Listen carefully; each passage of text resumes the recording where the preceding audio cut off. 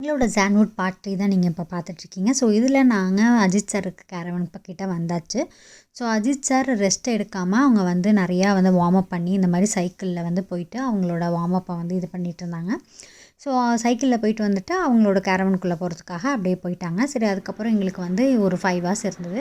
So அதுக்கு முன்னாடி ஒரு ரேஸ் நடந்துகிட்டு இருந்தது. அந்த ரேஸ் பார்க்கலான்னு சொல்லி நாங்கள் ஒரு இடத்துக்கு வந்து அப்படியே அந்த ரேஸை பார்த்துட்டு இருந்தோம்.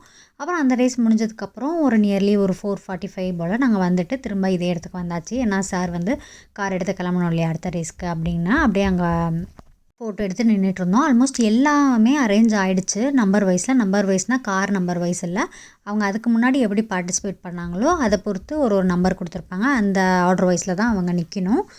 அந்த இதில் நம்ம அஜித் சார் வந்து லாஸ்ட்டாக தான் இருந்தார். ஏன்னா அதுக்கு முன்னாடி அவரோட கார் வந்து திடீர்னு ஃபால்ட் ஆகிடுச்சு. ஸோ அங்கே நின்னப்போ கூட அதுக்கு முன்னாடி கூட சார் வந்து அவர் சைக்கிளில் எடுத்துகிட்டு ஒரு வார்ம் அப் எடுத்துகிட்டு தான் அதுக்கப்புறம் அவர் காரில் ஏற வந்தார்.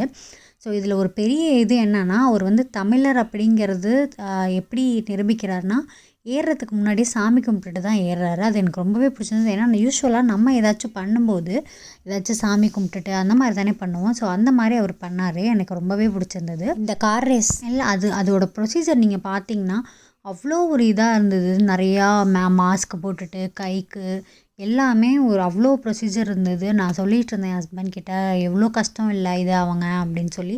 ஏன்னா அந்த அளவு பார்க்குற நமக்கே இருந்தது. அப்போ உள்ளே இருக்க அவங்களுக்கு எப்படி இருக்கும் அந்த மாதிரி இருந்தது. ஸோ அதை ஏறிட்டு அவங்களுமே வந்து எல்லாமே முடிச்சுட்டு உள்ளே எல்லாமே செக் பண்ணிகிட்டு இருந்தாங்க. கரெக்டாக இருக்கா, அவங்க கரெக்டாக எல்லாமே போட்டிருக்காங்களா, அவங்க போட்டிருக்க எல்லாமே ஒர்க் ஆகுதா அப்படின்னு அவங்க கூட இருந்த அந்த வேலை பார்க்குறாங்க இல்லையா, அவங்க வந்து செக் பண்ணிகிட்டே இருந்தாங்க ஃபஸ்ட்டு எல்லாமே. ஏன்னா 100% செக் பண்ணிட்டு தான் அவங்க வந்து அனுப்பணும்.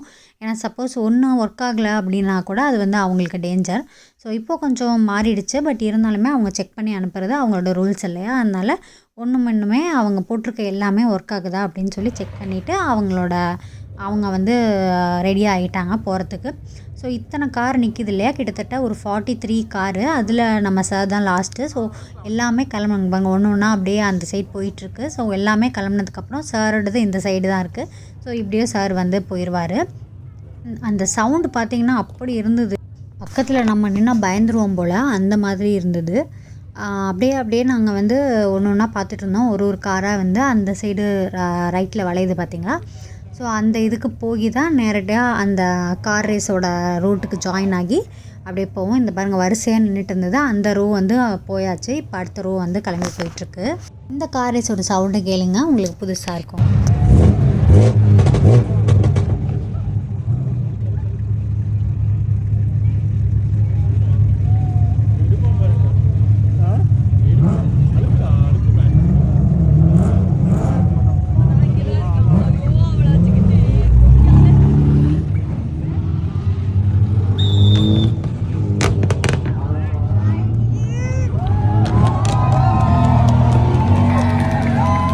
இந்த சவுண்ட்லாம் நம்ம அஜித் சார் காருக்கு தான். அஜித் சார் காரும் கிளம்பி வந்து அந்த சைடில் போயாச்சு. அதுக்கப்புறம் இவர் எப்படி பார்ட்டிசிபேட் பண்ணார், எப்படி ஓட்டினாருங்கிறத நெக்ஸ்ட் வீடியோவில் சொல்கிறேன். டாட்டா பாய்.